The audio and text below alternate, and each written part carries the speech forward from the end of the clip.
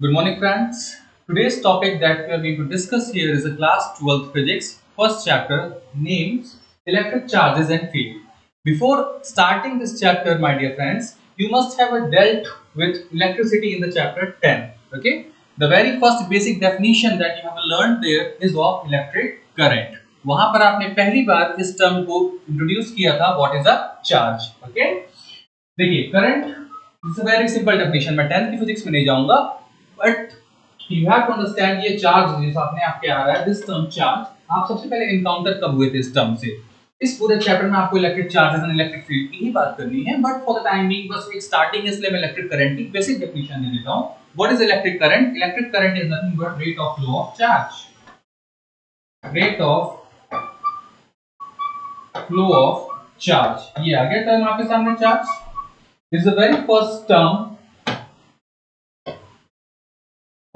and very important term. ठीक है, अभी आप देखेंगे चार्ज क्या होता है, बट आपको उसके पहले पता होना चाहिए इलेक्ट्रिक करंट क्या होता है. बहुत ही बेसिक सी बात है. SI unit of electric current is ampere. Okay, charge की जो SI यूनिट अभी आप देखेंगे प्रॉपर्टीज ऑफ चार्ज में कि चार्ज की SI unit it is also coulomb. ठीक है, चलिए, तो ये आपने पढ़ा था electric current it is the rate of flow of charge. Electric current कैसी क्वांटिटी होती है ये भी आपने पढ़ा था.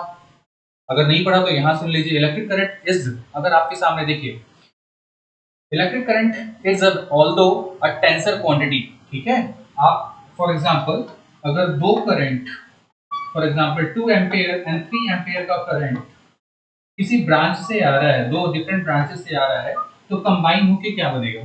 कंबाइन होके क्या बनेगा? देखिए, करंट के साथ मैग्नीट्यूड भी है, डायरेक्शन भी है. ये एरो क्या इंडिकेट कर रहा है कि मेरे पास भैया मैग्नीट्यूड भी है और डायरेक्शन भी है. ये वैल्यू इंडिकेट कर रही है मेरे पास मैग्नीट्यूड है, ये एरो इंडिकेट कर रहा है कि आई हैव अ डायरेक्शन. और जब भी किसी क्वांटिटी के पास मैग्नीट्यूड डायरेक्शन दोनों होता है, we term it as a vector quantity.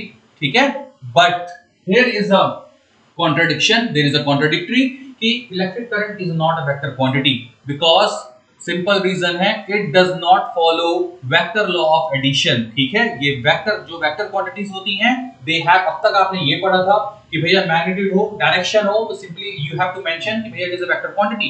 But आप एक नई चीज आपके सामने मेंशन कर रहा हूं, the quantity which do not follow the vector law of addition. ठीक है, वेक्टर लॉ ऑफ एडिशन में आप रिजल्टेंट क्वांटिटी कैसे निकालते थे? अगर दो क्वांटिटी हैं a वेक्टर b वेक्टर, तो रिजल्टेंट क्वांटिटी क्या होती थी? Under root a square plus b square plus 2ab cos थीटा. Means theta means angle between the quantity. This theta also becomes important on for calculating the resultant quantity. अगर आपको resultant quantity निकालनी है यहाँ से कि भैया दो करंट जा रहे हैं 2 एम्पीयर और 3 एम्पीयर का, तो this theta also plays role अगर वेक्टर क्वांटिटी होती करंट तो. ठीक है, बट ऑल्दो मैग्नीट्यूड है, डायरेक्शन है, बट वी डू नॉट से current is a vector quantity.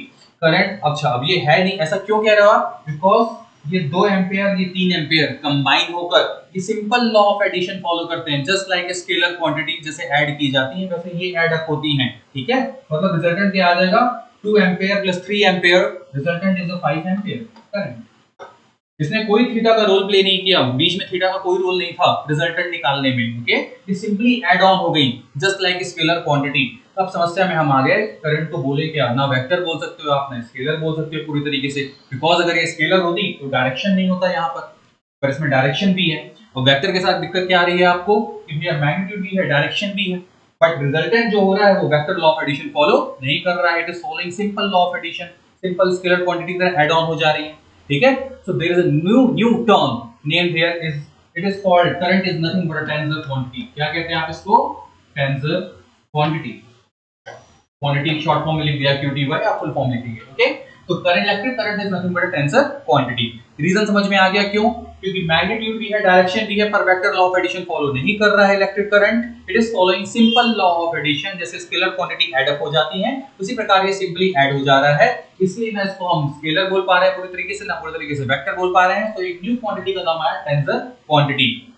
Although अगर ऑप्शन में ABC में टेंसर क्वांटिटी नहीं दिया होता है तब आप उसको स्केलर क्वांटिटी टिक करेंगे इलेक्ट्रिक करंट के लिए. माइंड दिस थिंग, तब आप उसको स्केलर क्वांटिटी की तरह ट्रीट करेंगे इलेक्ट्रिक करंट को अगर टेंसर क्वांटिटी नहीं दिया है तब. तो ये बेसिक बात हो गई इलेक्ट्रिक करंट की. ठीक है, इलेक्ट्रिक करंट में पहली बार आपने टर्म को इनकाउंटर किया चार्ज को. ये 10th क्लास की फिजिक्स की चार्ज आपने पहली बार सुना वहां पर. अब चार्ज होता क्या है? सिंपल डेफिनेशन दे रहा हूं, बहुत कॉम्प्लेक्स अभी नहीं कर रहा हूं इसको, धीरे धीरे अपने आप कॉम्प्लिकेट हो रही है. Charge is nothing but a property of matter. What is charge? Charge is nothing but property of matter. Matter क्या होता है? कोई भी ऑब्जेक्ट जिसमें कुछ मास हो, कोई भी ऑब्जेक्ट, ये ऑब्जेक्ट हो सकता है, ये हो सकता है object, anything, this board is also an object, जिसके पास मैटर इज एनी ऑब्जेक्ट जिसके पास मास होता है, दैट्स इट। ठीक है, अब उस मैटर की प्रॉपर्टी को आप चार्ज कहते हैं। मतलब ये अगर मास है, ये अगर कोई मैटर है, ये अगर कोई मास है, तो इसके अंदर चार्ज हो सकता है। ठीक है, होगा नहीं होगा ये आपको धीरे धीरे समझ में आएगा जो हम टाइप्स ऑफ मटेरियल से डील करेंगे, बट फॉर टाइमिंग आप कह सकते हैं हाँ भैया इसमें चार्ज हो सकता है, कह लो, कोई दिक्कत नहीं। क्योंकि आप इस मैटर, जैसे मैंने एक थर्मोडायनामिक्स का लेक्चर रिकॉर्ड किया था, उसमें आपको बताया था कि भैया मैटर है अगर, तो मैटर की जो विशेषताएं हैं, प्रॉपर्टीज हैं, आप जिस चीजों को मेजर कर पाओ, क्वांटिफाई कर पाओ नंबर्स में, फॉर एग्जांपल इस मैटर का कुछ मास होगा, उसको आप बोल पाओगे भैया 50 ग्राम, सो 50 न्यूमेरिकली आप उस चीज को अलोंग विद सम यूनिट ग्राम आप उसको एक्सप्रेस कर पा रहे हैं। ठीक है, आप उसको लिख पा रहे हैं कि हाँ उस मैटर का मास है, तो मास आल्सो बिकम्स अ प्रॉपर्टी। उसी प्रकार इस ऑब्जेक्ट की एक लेंथ है, इसका एक क्रॉस सेक्शनल एरिया है। ठीक है, so this all becomes a property. इस ऑब्जेक्ट का एग्जिस्टेंस बताने के लिए ये इस ऑब्जेक्ट की विशेषताएं हैं। ठीक है, प्रॉपर्टीज हैं। उसी प्रकार इस ऑब्जेक्ट की एक विशेषता और है, प्रॉपर्टी, जिसको आप मेजर कर पाते हो, क्वांटिफाई कर पाते हो, नंबर्स में एक्सप्रेस कर पाते हो, that is nothing but charge, electric charge. Okay, तो चार्ज के लिए आपसे कुछ कहेगा कोई क्या होता है, सिंपली आप बोल दो it is a property of matter, that's it. Property क्या होती है? जिस चीज को आप मेजर कर पाओ, क्वांटिफाई कर पाओ, नंबर्स में एक्सप्रेस कर पाओ, दैट्स इट। ओके, नाउ अब कुछ इंपॉर्टेंट बातें चार्ज के साथ हम पढ़ते हैं। Properties of charge. Now, what you're going to study here is the properties of charge. Charge की कुछ properties पढ़ लीजिए। Again, charge is a scalar quantity. Which quantity it is? It is a scalar quantity. Directly add हो जाएगी, simply add हो जाएगी। ठीक है? Direction of कोई significance नहीं है इसमें। Now, properties of charge. Okay? Simple, एक बेसिक 10th में हमारा एक डेटा हमारे पास है कि charges are of two types. ठीक है, दो तरह के चार्जेस होते हैं, प्लस और माइनस। ये बहुत एक्सपेरिमेंट्स के बाद केयरफुली साइंटिस्ट, जितने साइंटिस्ट थे पुराने, उन्होंने बहुत ही केयरफुली एक्सपेरिमेंट्स के बाद इस चीज को सर्टिफाई किया है कि there are only two kinds of charges, positive और नेगेटिव चार्ज। ठीक है, इधर पॉजिटिव चार्ज और नेगेटिव चार्ज।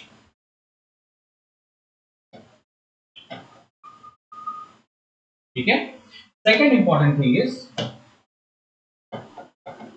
Like charges. ये टर्म आपके सामने नया आ गया, लाइक चार्जेस। लाइक चार्जेस मैं उनको कहूंगा जो सेम काइंड के हो। सेम काइंड मतलब प्लस प्लस, ओके, या फिर minus minus, these are called as a like charges. ठीक है, तो लाइक चार्जेस के साथ क्या एक प्रॉपर्टी एसोसिएटेड होती है, क्या उनका बिहेवियर होता है? Like charges repel each other. क्या करते हैं? They repel each other. Repel each other का मतलब क्या है? अगर उन दोनों चार्जेस को रख दिया जाए, फॉर एग्जांपल यहां रखा हुआ है प्लस Q1 चार्ज, यहां लिखा हुआ है प्लस Q2 चार्ज। ओके, जो चार्ज का सिंबल होता है that is nothing but Q। आप उसको कैपिटल Q स्मॉल q दोनों से डिनोट कर सकते हो, Q और स्मॉल q, ये चार्ज का सिंबल है। ठीक है, वही मैंने यहां पर लिख दिया है कि अगर प्लस Q1 चार्ज है या फिर प्लस Q2 चार्ज है, ऐसा रखा हुआ है, मतलब सेम काइंड ऑफ चार्जेस हैं, लाइक चार्जेस रखे हुए हैं, तो इन दोनों के ऊपर एक रिपल्सिव फोर्स एक्ट करेगा। क्या करेंगे? एक दूसरे को ये रिपेल करेंगे, एक दूसरे से दूर भागने की कोशिश करेंगे। तो ये Q2 चार्ज Q1 चार्ज को इस तरफ पुश करेगा, लेफ्ट हैंड साइड में पुश करेगा, और ये Q1 चार्ज Q2 चार्ज को राइट हैंड साइड में पुश करेगा। ठीक है, तो like charges repel each other का मतलब ये होता है। ठीक है, उसी तरह एक और प्रॉपर्टी है कि अनलाइक चार्जेस, मैं यहां पर लिख देता हूं अनलाइक चार्जेस। अनलाइक मतलब जो एक जैसे ना हो, जैसे for example plus minus. Okay, plus minus अलग अलग चार्जेस हैं, तो they are called as unlike charges. तो अनलाइक चार्जेस के साथ क्या प्रॉपर्टी एसोसिएटेड होती है कि they attract each other. Unlike charges attract each other. Okay, for example बहुत सिंपल है, अगर प्लस Q1 चार्ज यहां पर रखा हुआ है, प्लस Q1, और यहां पर माइनस Q2 रखा हुआ है, देखिए एक को प्लस कर दिया, एक को माइनस कर दिया, मतलब अनलाइक चार्जेस हैं। ठीक है, अब क्या होगा? जैसे ये आसपास आएंगे तो ये इसको इधर अट्रैक्ट करेगा, प्लस Q1 को Q2 अपनी तरफ अट्रैक्ट करेगा और माइनस Q2 को Q1 इधर अपनी तरफ अट्रैक्ट करेगा, मतलब एक अट्रैक्टिव फोर्स एक्ट करेगा। तो सिंपल सेकंड पॉइंट हो गया हमारा प्रॉपर्टीज ऑफ चार्जेस में कि भैया पहला है कि there are two kinds of charges plus and minus, ये एक्सपेरिमेंट के बाद एस्टैब्लिश किया गया कि दो ही तरह के चार्ज हो सकते हैं। Second important point what we have dealt with is like charges repel each other and unlike charges attract each other. ये दो काफी इंपॉर्टेंट प्रॉपर्टीज हैं। हमने पढ़ा चार्जेस का सिंबल क्या होता है, Q, कैपिटल Q और स्मॉल q, ठीक है, ये चार्जेस का सिंबल होता है। हमने पढ़ा कि charge is a scalar quantity because आप देख रहे हो कि चार्ज सिंपली ऐड हो जाते हैं, ठीक है, direction has no significance here. Now अब आप पढ़ेंगे चार्ज की तीसरी very important, third very important property, that's conservation of charge. Third important property, आपने भी दो इंपॉर्टेंट प्रॉपर्टी पढ़ी है, तीसरा पढ़ेंगे कंजर्वेशन ऑफ चार्ज।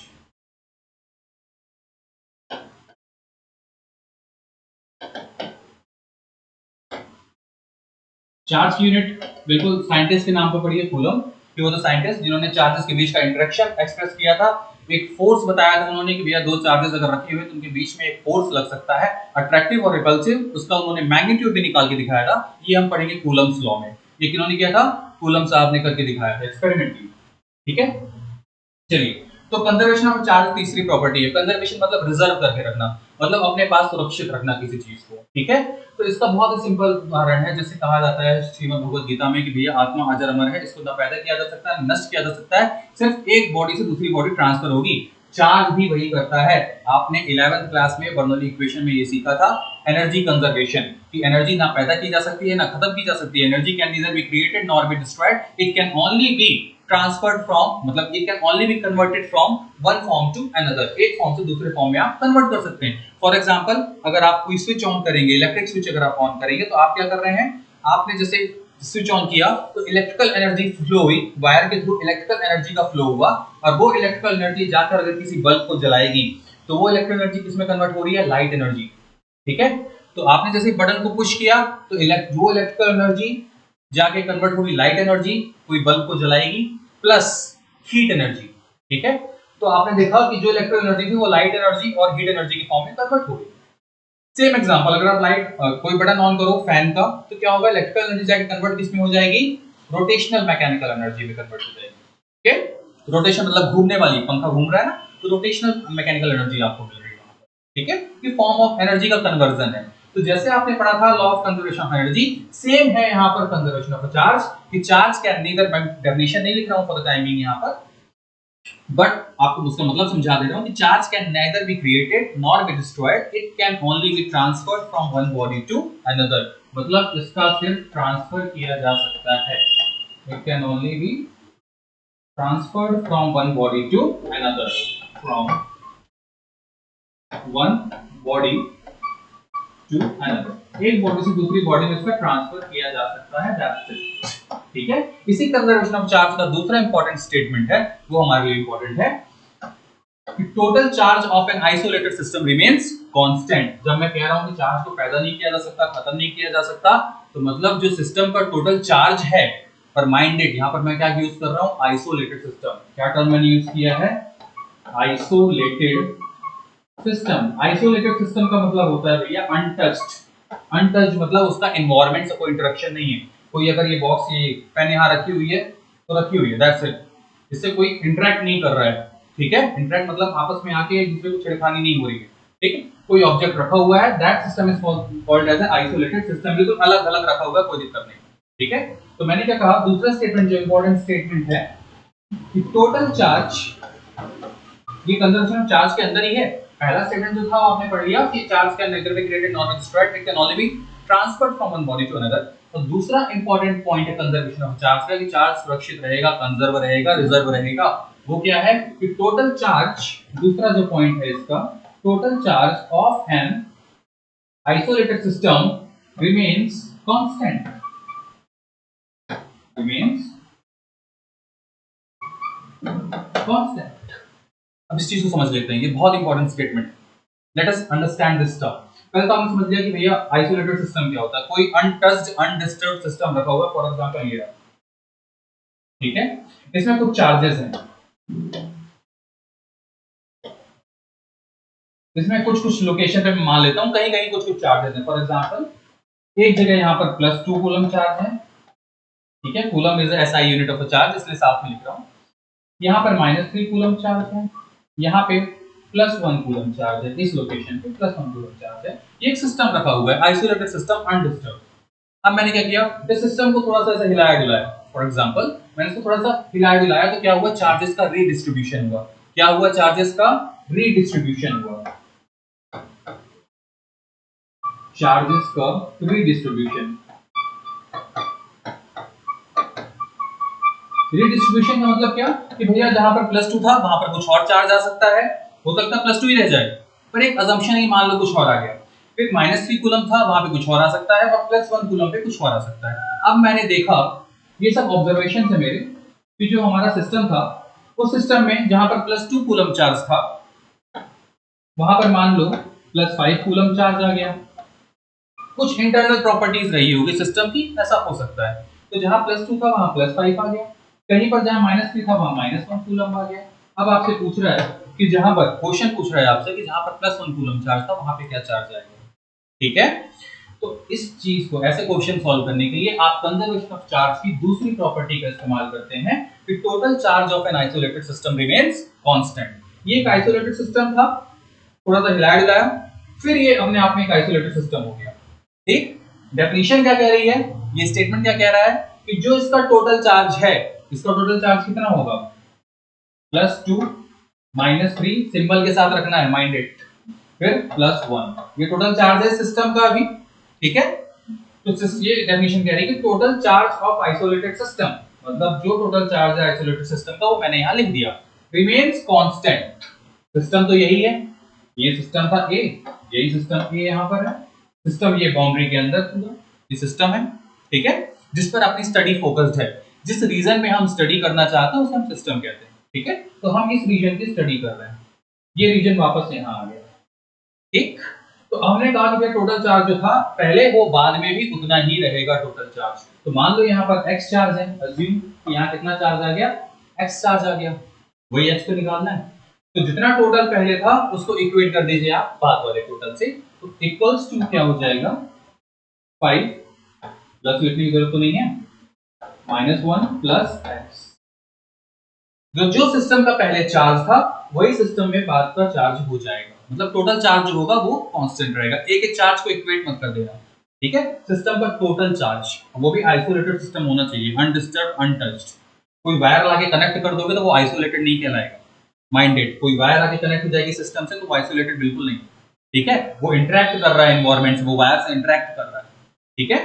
तो ये आइसोलेटेड सिस्टम है, तो टोटल चार्ज जो था उसको इक्वेट कर दो बगल वाले से, मतलब बाद में जो होगा। अब यहां से आपको x निकालना इजी है, सॉल्व कर दीजिए इक्वेशन को, दैट्स इट। 2 + 3 3 -3 3 -3 0 हो गया, 5 इधर आ जाएगा, ये 5 - 4 हो गया, x -4 कूलम, दैट्स इट, ठीक है। ये +4 इधर जाएगा तो -4। So this is a use of a second statement of a conservation of a charge. Okay. Fourth property is a quantization of a charge.